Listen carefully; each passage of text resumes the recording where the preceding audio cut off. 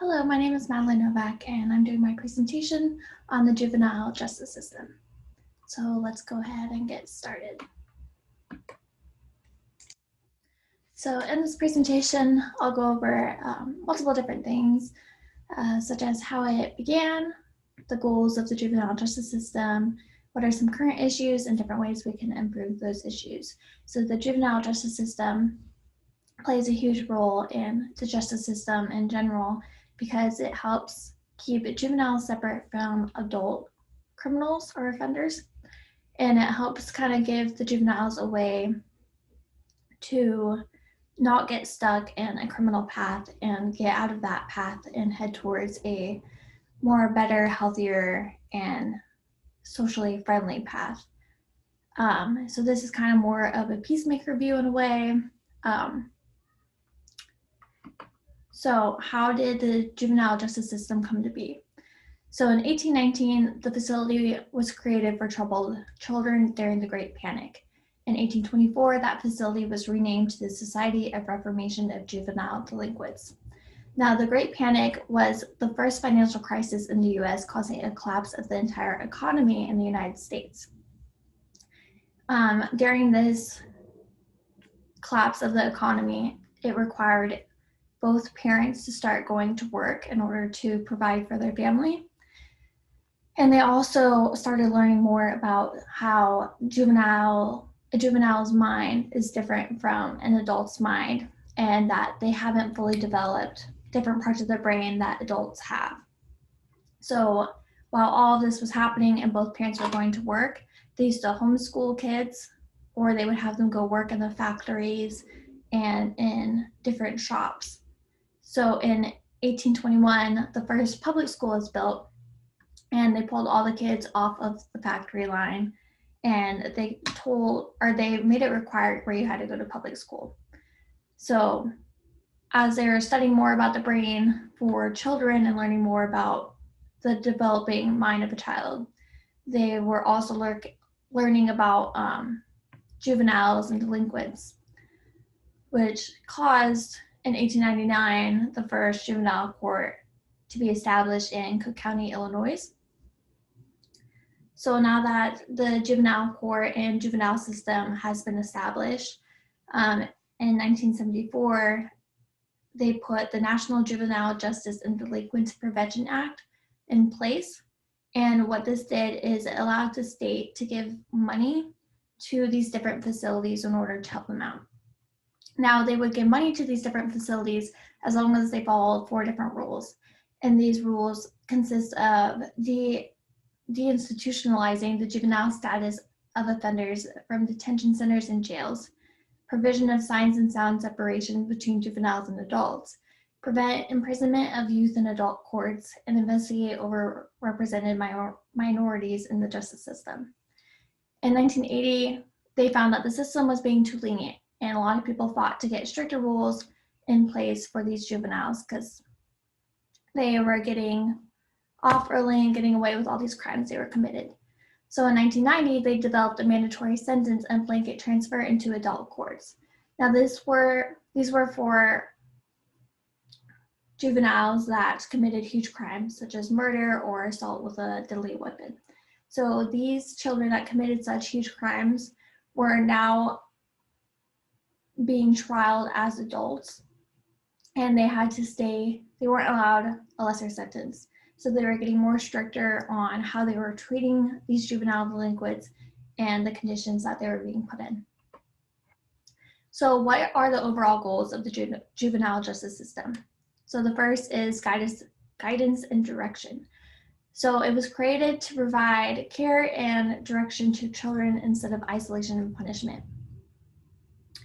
The second goal is rehabilitation.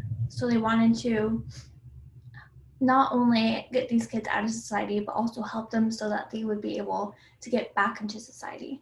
So whether this is treatment or helping them learn different things or whatever would help them heal from the trauma that they're experiencing. The majority of these juvenile delinquents have experienced some sort of trauma or are dealing with the wrong kind of crowd, which cause them to see certain things that most children shouldn't have seen. So helping them recover from that while they were away in the justice system, re-entering society. So these juveniles obviously are supposed to be in school, so being sure that they're still getting their education and being able to get a job and get back into society once they get out of their sentence. And then also creating a support system. So they wanted to develop a good support system for these delinquents so that they were able to succeed within the juvenile justice system as well as once they get out. So they want to get caught back into the wrong crowds and back into the wrong gangs and crimes. So going back to the juvenile's brain, a juvenile is separated from an adult in the justice system because a child's brain is still developing. They do not always understand the consequences of their action and have not developed the parts in their brain that make certain connections the same way as an adult brain does. And because of this, the courts and justice system has found that juveniles should not be trialed the same way adults should because they don't always understand exactly what they did, what brought them to that point, and the feelings that they're feeling, and their brains aren't able to make the same connections. So due to this, due to not fully understanding, they should not be trialed because they did not mean to the same way as an adult would mean to commit a crime. So the mental health in these juveniles is something that has not been studied a lot. So one study was done on the mental health and juvenile justice system in Cook County, Illinois. The study was done on 1,172 males and 657 females within a facility in Cook County, Illinois. And these juveniles were all between the ages of 10 and 18 years old. So after researching and conducting studies on these patients or offenders for 6 months, they found that the majority of these juveniles had some sort of mental disorder. So 66.6% of all the juvenile males in that facility had met psychiatric criteria, and 75% of the females in the facility had met psychiatric criteria as well. 60% of males were diagnosed specific impairment and 66.6% female. 40% of males had a disruptive behavior, and the same goes for females. And 50% of both males and females had some sort of substance use disorder that they were fighting against. Now, these are all disorders that are all conditions and disorders that these juveniles had that the juvenile justice system did not know of. None of these juveniles are pre-diagnosed. They were all just placed into the juvenile justice system. They were never examined for any of these or given a chance to see if they had any or given any treatment for them. All of them were just placed into this facility, and then this research was done on it. And that is when they noticed that the majority of juveniles, both male and female, that are in these facilities do have mental issues. So attorney and judges currently do not need abnormal childhood development training, meaning these judges and attorneys are going up in front in the court and making decisions on these child's lives without fully understanding childhood development and what the child is going through, the different processes and chemistry that the brain is going through, and how their different traumas and experiences have caused them to develop certain disorders and conditions. So in one of the researches in my bibliography, the gentleman talks about if they did require attorneys and judges to get abnormal childhood development training, they would be able to diagnose these juveniles before they even got into their sentencing and got into these facilities. And that would help them to be more open to the idea of getting better and changing their lifestyle and being able to heal and recover from their traumatic experiences and move on from them. So currently right now, we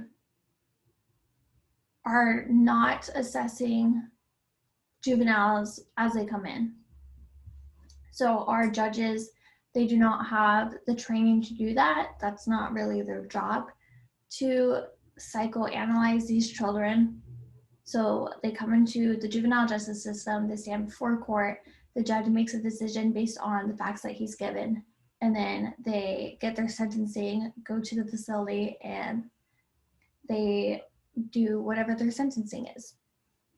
But if we were able to have these judges that work in the juvenile justice system go and get childhood training, then they would better be able to educate the juveniles and be able to help figure out what treatment they need and what environment would be the best for the condition that they're facing. And this would help them better understand what the crime they committed is, how they got to that point, and how they could have prevented it, and what they could do now to heal from that traumatic experience and to heal from all of that and make sure it doesn't happen again. So just to recap everything, the juvenile justice system, we talked about how it came to be, how it started, and how it's changed over the different amount of years, the current issue that they're facing with mental health within the juvenile justice system, and how we could fix that by making sure the judges know the different childhood development stages and the different conditions that they may be developing in order to better help them and get them back on track to re-enter society. So here are my different 4 references that I used, and I hope you enjoyed. Thank you.